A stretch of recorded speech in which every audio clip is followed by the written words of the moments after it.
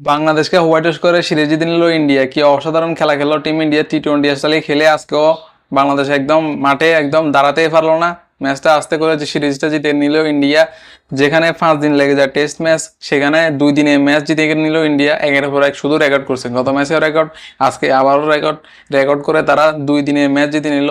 যেখানে 5 দিনের, আর যেখানে বাংলাদেশের 2-3 দিন লাগে যায় কোনো রকম 200 রান নিতে, সেখানে বা ইন্ডিয়া একদিনে নিয়ে 400 রান 500 রান, মানে ইন্ডিয়ার টেস্ট ম্যাচটারে টি-20 বানিয়ে ফেলছে, এমনভাবে খেলতেছে, এমন খেলা দিছে।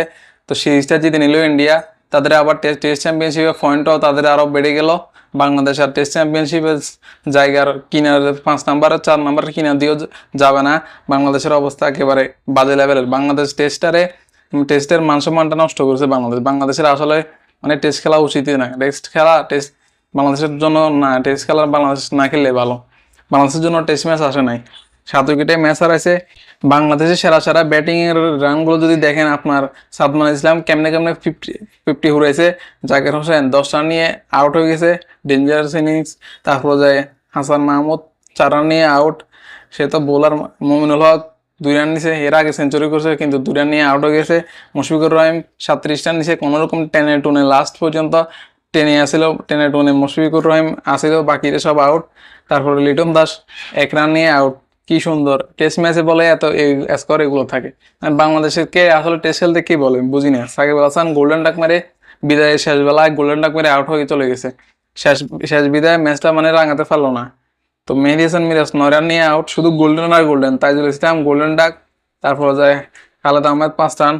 বাংলাদেশের স্কোরটা আসলে দেখিয়ে লাভ নাই, তাদেরকে এ হলো তাদের পারফরমেন্স। বাংলাদেশের জন্য টেস্ট ম্যাচ আসে নাই, তারা টেস্ট ম্যাচটার মান সম্মানটা ডুবাই দিছে। তারা ইন্ডিয়ার সাথে কেন যে খেলতে গেল, পারা না, শুধু শুধু খেলতে যায় ইন্ডিয়াকে তো পাকিস্তান ভাবছিল, তারা মনে করছিল ইন্ডিয়াকে হারাই দিবে।